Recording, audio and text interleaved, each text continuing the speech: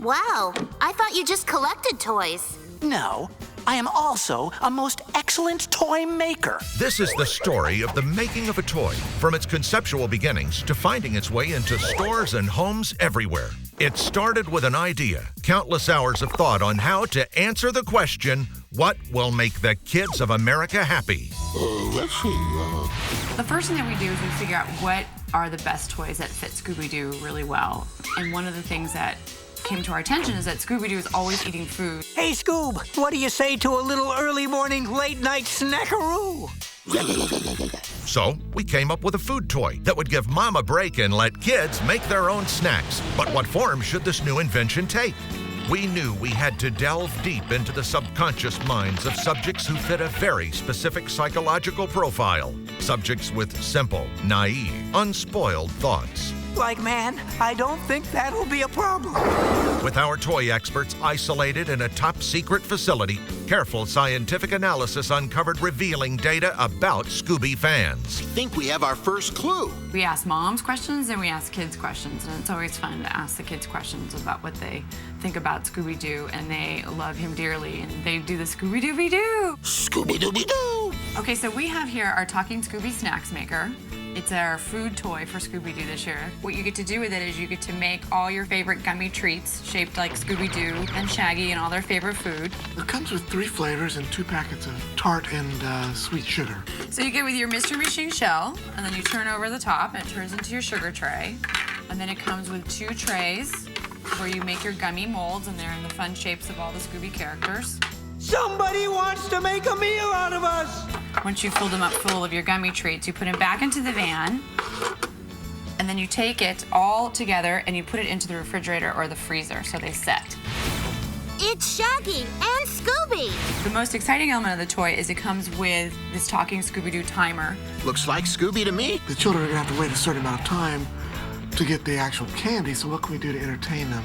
Because the toy itself is in the refrigerator. So we came up with the idea of making a talking Scooby timer. Basically, it's a fun Scooby-Doo shape that's shaped as a chef. So when you make your food, you turn on the timer and he counts down with you of how long it takes to make it. 8 minutes to Scooby-second time. So he talks you through the whole process. So once you've made all your fun treats and you put it in the refrigerator or the freezer, he continues to talk to you, and you can carry it around with you. He even has a little clip so you can walk around the house and, you know, make sure that you don't miss your time of when it's ready. But he also has a feature that if you're bored and just want him to say something, he'll talk to you. Scooby-Dooby-Doo. And near the end, he'll actually have a little 10-second countdown to tell you, oh, Scooby snacks are ready. Not so fast. How did our Scooby snack maker go from idea to invention? We're not going anywhere until this mystery is solved. We all sit in a room and we brainstorm ideas as far as what would be the best toy to go along with the food idea. Jam Room is where all the creative and marketing people meet to discuss the ideas and brainstorm about the toys that we're gonna make. We hang out here and play with the toys, we watch the cartoons on the TV, very relaxed, creative, free-thinking environment. All the possibilities were considered. Should it look like a toaster? Like an oven? The designers, researchers, and marketers finally decided on a time-tested familiar shape. Our new toy should take the form of the gang's very own Mystery Machine. Holy munchies! Initial drawings are generally freehand, and as the idea is narrowed down, we'll eventually go to the computer. Our design team put their heads together and made the drawings come to life. Ken is our head designer, and he designs all of the toys from our concepts that we think of. We give them to Ken, and then Ken will draw them up for us. He'll then put them on the computer and make them ready to send to the manufacturer. This sure is interesting. And from those drawings came the very first working model called a prototype. Probably had about 8 rounds of prototypes for this before we finally got it nailed down exactly the way we wanted it. So as you can see, this is pretty close to what we were asking for from the factory. That's what I call teamwork. First, we actually make cardboard models, just very simple cardboard models that don't even have any color. And it just shows a simple function of how everything's gonna work, and you have it to size and make sure everyone's happy with that. And every time you make a new cardboard model, you learn from it, and then you can make it better. Is there any problem duct tape can't solve? And then once you do the simple cardboard models, you hire some sculptors to then sculpt the actual models. There's a real evolution in the development of these little guys. We originally started off as the bottles being the character themselves, Unfortunately, there's some manufacturing issues in doing this because Scooby's got a very distinctive look, and as you can see, this looks a little bit like Scooby, but maybe not so much. So we ran into problems there. As the product evolved, we decided that we would, rather than try to make something that roughly looked like Scooby, it really didn't. We went to more of kind of a relief sculpting of Scooby and Shaggy kind of chasing each other around the same bottle. So then you get both characters and you kind of get them in the action that you see them on the show. Yeah. This is the paint shop, paint model shop, where all the painters paint all of our products.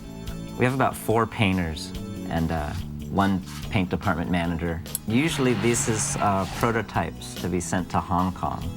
We make like 3 of each usually. So these get hand painted.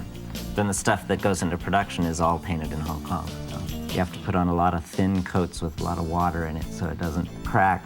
Because it'll pool up and it makes bubbles and things. And put a lot of thin coats with water, they all lay on top of each other really smoothly. Sometimes if it's mainly one color, we'll airbrush it in our spray room, and that's a lot faster. If it's just one like this, it's sometimes just as fast just to hand paint it on. Wow, this place is pretty impressive. Meanwhile, back in the test kitchens, research continued on the quest to find the perfect snack food. What kind of snack does a Scooby-Doo fan crave? Maybe these will set you right. Scooby Snacks, jalapeno and applesauce blend, the best. It was actually a fun process to taste the food. You actually got excited to taste the food. You have the best job ever. You get to eat Scooby Snacks 365 days a year, even more in leap years. The inventor, so to speak, is inventing all of these flavors or mixing all the appropriate ingredients to come up with the grape flavor.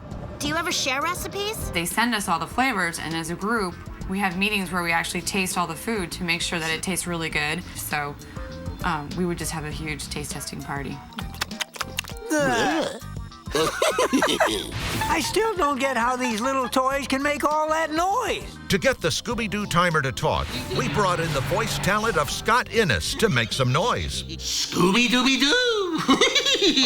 And then the ingredients are packaged in boxes and shipped to every supermarket in the world. The toy box was just as important and had to incorporate all the fun qualities of the Scooby-Doo experience. There's a development process for the packaging, just like the actual toy. This is actually one of the final versions of the packaging. The main objective of the packaging is to show how fun the toy is and let people know what exactly the toy does while showing off the fun characters.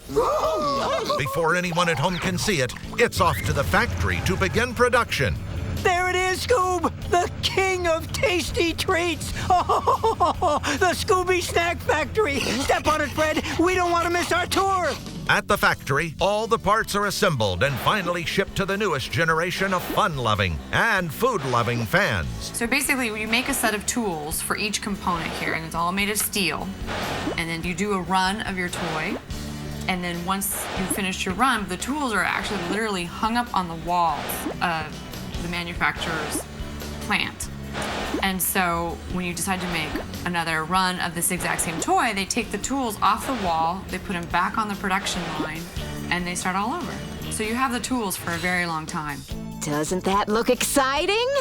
Yeah. It won't be a long time before kids everywhere will hear about their favorite new food toy. We have a commercial that's made, so we hire a production company, and we hire all the kids, all the actors, and we do the set. They make the food. You have your commercial. It's my Scooby Snacks Maker. Yummy! I'm Shaggy. Oh, it's Scooby, please. Can we make more? Sure. I'll fill the tray. I'll load the bin. Talking Scooby Snacks Maker makes Scooby-licious snacks. Talking Scooby Snacks Maker includes everything you see. It was great fun. I think the commercial turned out to be really great. Showing all the kids having fun, excited to go make Scooby snacks because that's like the main component of the show. Everyone knows about Scooby snacks, and so that's why it's called the Talking Scooby Snacks Maker. Scooby Snacky Doo!